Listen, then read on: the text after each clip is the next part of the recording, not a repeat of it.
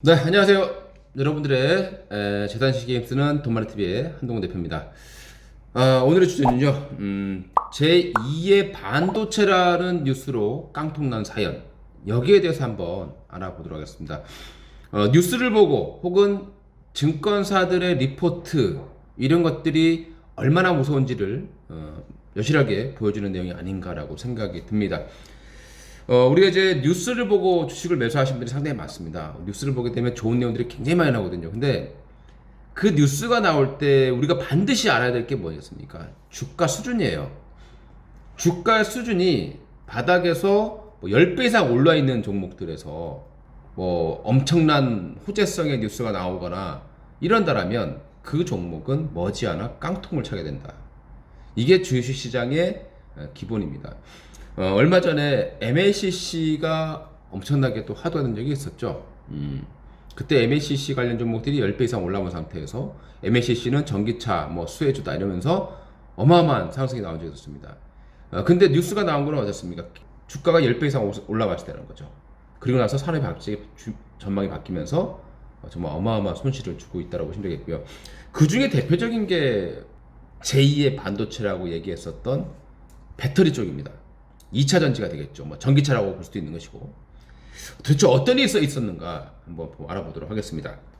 일단 최근에는 또 이제 5G 관련 부분에서 또 이런 엄청난 뉴스들이 나오면서 급등을 많이 했었는데, 최근에 KMW라는 종목이 고점을 치고 끝없이 지금 주가가 하락이 나오고 있는 그런 상태를 보시면 되겠죠. 공통점은 뭡니까? 다 10배 이상 오른 상태. 바닥권에서 10배 이상 올랐던 종목들에서 그런 뉴스가 나왔을 때 항상 거의 상투가 많았다라고 보시면 될 것 같습니다.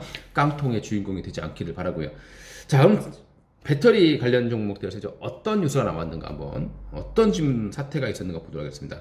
그 당시에 이제 뉴스를 보시게 되면 도배가 돼 있었어요. 뭐 제2의 배터리, 제2의 반도체, 배터리 수출 시장 반도체를 넘어선다, 뭐 이런 뭐 화려한 어떤 문구들이 굉장히 많이 있었고요. 뉴스들이 굉장히 많이 나왔단 말이죠. 투자자분들이 혹할 수밖에 없었던 뭐 그런 내용입니다. 그런데 그 종목들을 보시게 되면 지금 다 어떻게 됐을까요? 뭐 일부 정말 괜찮은 종목들은 한 60% 빠졌습니다. 고점 대비해서요. 그 외에 좀 약했던 종목들은 뭐 한 70%, 80% 급락을 했습니다. 1억을 가지고 있었다면 고점에서 2천만 원 남는 그런 상황이 된 거죠. 최근에 뭐 코스모화학이라던가 코스모 신소재 이런 종목들이 바로 70, 80% 빠져 있습니다. 고점 대비해서.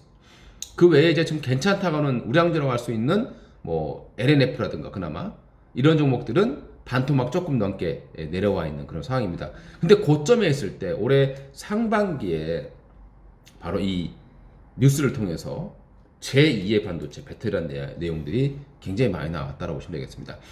그만큼 이제 전기차는 성장할 수밖에 없었고, 그리고 2차 전지의 사용량이 증가할 수밖에 없었다라고 시장은 판단한 거고 얘기를 했겠죠. 그런데 미래는, 주식은 미래는 아무도 모르는 거예요. 경제라는 것도 그렇습니다. 미래를 알 수 없는 거거든요. 사업이기 때문에.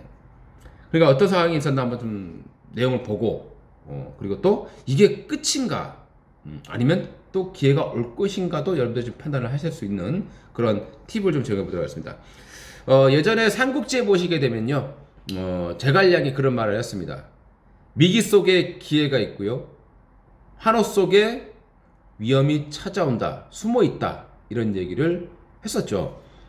이게 뭐 실제로 했었는지 아니면 그냥 극 중에서 나온 건지 모르겠습니다만은 그 이유가 이제 적벽대전에서 유비가 엄청난 성공을 거두고 승리를 거뒀을 때 모두가 전쟁이 끝난 것처럼 한호를 했었고, 그 뒤에 역습을 당했죠.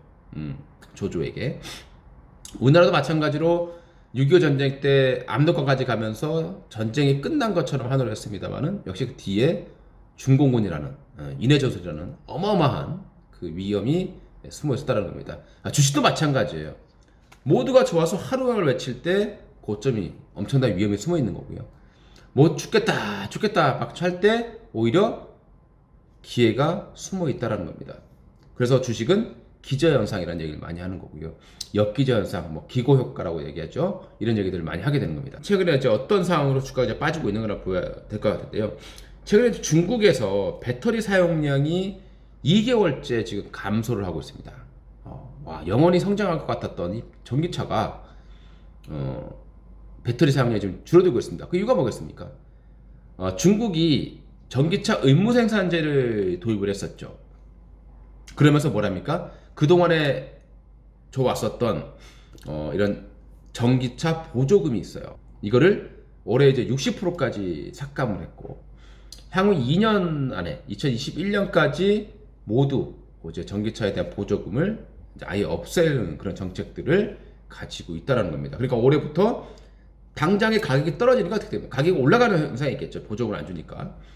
여러분들 생각해 보세요. 4천만 원짜리 뭐 만약에 전기차를 1,500, 우리나라 같은 경우 이제 1,900만 원, 1,700만 원 주지 않습니까? 지금 줄였어요. 이 정도는 그래서 사람들이 감내할 수 있는 부분입니다. 근데 갑자기 이거를 1,000만 원밖에 안 줘. 그러면 전기차를 2천만 원 주고 살 거를 3천만 원을 다 주고 사야 되는, 혹은 3,500만 원 주고 사야 되는 그런 모습이 나온다라면 초반에는 어떻게 되겠습니까? 당연히 소비가 줄 수밖에 없고, 그리고 그런 소문이 있을 때 어떻게 되겠습니까? 사람들이 살 사람들은 이미 미리 앞당겨서 보조금 받아 샀겠죠. 그래서 이런 이제 전기차의 판매량이 급감을 하고 있다라고 보시면 될 것 같습니다. 자, 그 외에 이제 국내적인 문제도 한번 봐야 될 것 같아요. 일단 보조금에 일단 우리나라 업체들이 탈락을 해 있어요. 현재까지는 우리나라 업체 중국 보조금, 중국차의 전기차 보조금, 한국 배터리는 보조금을 못 받는 거죠. 근데 이게 이제 어떻게 되겠습니까? 완전히 중국에서 보조금을 아예 없애버리면 이제 CATL이라든가 BYD라든가 이런 기업들과 이제 동등하게 경쟁할 수 있다. 지금은 이제 CATL이 그런 보조금, 중국의 보조금을 받고 엄청나게 성장해 왔죠. 중국이 전 세계 전기차의 그 60%를 차지하고 있는 걸 본다라면 그 힘은 어마어마할 수밖에 없다라고 보시면 되겠습니다. 자, 근데 이제 여기에서 이제 중국의 보조금이 국내 업체가 탈락해 왔다라는 부분들도 일단 어려운 어떤 역할이 됐던 부분이고요. 요인 됐었고, 그 다음에 이제 ESS도 화재가 있었습니다. ESS 화재 사건이 있었죠. 그게 아직 해결이 안 되고 있습니다. 최근에 ESS 신규 발주권이 거의 없는 상황이거든요. 그러니까 당연히 이제 또 수요가 줄 수밖에 없죠. 우리가 전기차에 한 뭐 500kg 정도의 배터리가 들어간다라면 ESS는 그의 몇십 배가 들어가지 않겠습니까? 이제 큰 시장이라고 볼 수 있습니다. 근데 이게 화재가 나면서 최근에 신규 발주가 없는 그런 상황으로 보시면 될 것 같습니다. 그래서 그 다음에 또 이제 우리나라는 또 LG와 갖고 SK이노베이션이 소송을 하고 있습니다. 그 이유는 LG화학이 그동안에 폭스바겐에서 많이 이렇게 수주를 받아왔는데 최근에 SK이노베이션이 수주를 받은 거야. 그러니까 이제 소송을 걸면서 1조 원에서 피해를 보게 됐다. 이렇게 이제 서로 공방을 하고 있는 그런 상황이 되겠습니다. 그만큼 이제 2차 전지가 전쟁이 엄청 가속화되고 있다는 것을 우리가 이제 직접 보실 수 있을 것 같고요. 그 다음에 또 중요한 부분들이 있죠. 이게 중국 보조금 때문이라고 본다면 해결될 수 있는 문제예요. 그리고 ESS 화재 때문이라면 역시 해결될 수 있는 문제입니다. 당장에 뭐 좀만 시간 지난다면. 근데 문제는 경쟁이 치열해지고 있는 거죠. 우리나라가 지금 시장으로 바라볼 수 있는 데가 이제 유럽이거든요. 유럽이 가장 이제 현재 우리 삼성이 BMW와 이런 쪽에 납품을 하고 있죠. 벤츠라든가. 그 다음에 LG화학이 폭스바겐 쪽에 많이 납품을 하고 있습니다. 근데 이 폭스바겐이 77조 원을 들여서 전기차를 이제 하려고 합니다. 향후 2025년까지 전기차 생산 비율을 25%까지 늘릴 계획을 잡고 있습니다. 생산 대상은 300만 대까지 생각을 하고 있는데, 문제는 지금은 폭스바겐이 수입해 쓰고 있지만 향후 자기들이 이제 개발해 쓰려고 하고 있다라는 부분들. 그 다음에 다임러, 벤츠죠. 유명한 벤츠 유명한 다임러 같은 경우도 지금 현재 자체적으로 배터리를 만들기 위한 그런 작업의 프로젝트에 들어가 있는 그런 상황입니다. 그 다음 테슬라 역시도 마찬가지로 현재 배터리를 LG화학 걸 받아 쓰고 있죠. 원래 이제 파나소닉 걸 쓰다가 LG화학 거를 받아 쓰고 있는데, 또 여기에 또 CATL, 아무래도 중국 공장에 들어가 보니까 압력이 좀 있었을 겁니다. 그래서 중국의 CATL과 또 공급 계약을 맺는다는 그런 뉴스가, 우리한테 좀 가슴 아픈 그런 뉴스가 발생이 됐습니다. 그래서 이런저런 여건으로 본다라면 배터리 부분들은 앞으로 엄청난 그런 이제 경랑 속으로 들어갈 수밖에 없다. 시장은 앞으로 커지겠죠. 지금 당장은 아무래도 중국 시장이 보조금을 주지 않기 때문에 좀 축소가 될 겁니다. 내년까지는. 그리고 이제 모든 보조금이 이제 없어지는 시점이 됐을 때 이제는 오히려 한국 배터리 업체에게는 기회가 된다. 그리고 그때 맞춰서 LG화학과 삼성 SDI, SK이노베이션의 대규모 증설이 완료가 되게 됩니다. 자, 그렇다면 우리는 어떤 아이디어를 가질 수 있겠습니까? 올해까지는 일단 힘들다고 봐야 되겠죠. 그리고 내년부터 보게 되면 이제 폭스바겐, 아우디, 벤츠, 그 다음에 포르쉐, 테슬라야 뭐 어차피 뭐 신모델 계속 나오고 있고요. 그 다음에 포드, 그리고 중국의 바이턴이라든가 이런 전기차들이 물밀듯이 이제 출시가 됩니다. 쉬었다가 다시 간다는 소리가 되겠습니다. 자, 근데 주가는 최근에 엄청난 하락세를 보여주고 있는 그런 상황이었습니다. 지금 이제 뭐 고점대에서 마지막 끝들이 많이 빠져 있죠. 즉, 제가 지금 말씀드린 건 뭐냐면, 지금 저는 이 얘기를 해서 내일부터 당장 2차전지 관련 종목들이 상승을 한다, 이런 얘기는 아닙니다.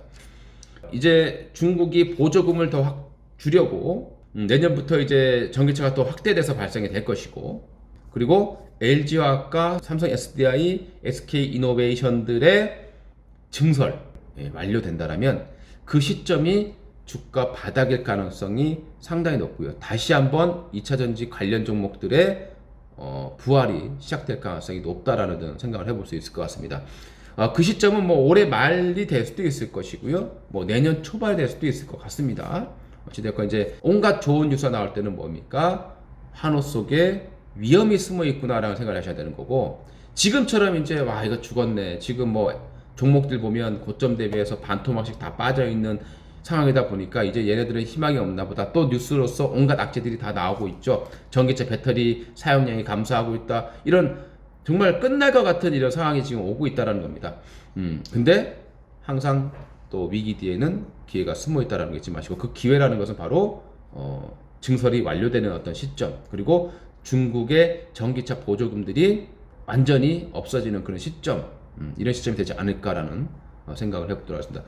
물론 유럽 시장이 앞으로 자체적인 생산을 갈 수는 있겠지만 아직 5년 이상의 시간은 분명히 필요할 거다, 이렇게 좀 판단하시고요. 그래서 2차전지 가지고 계신 분들 지금 시점에서 너무 힘들어하지 마시고 또 기회가 올 거다라고 생각하시고, 힘드신 분들은요 조금 더 힘을 내시고 파이팅 하시기 바라겠습니다. 이상 돈마네TV의 한동훈 대표였습니다. 감사합니다.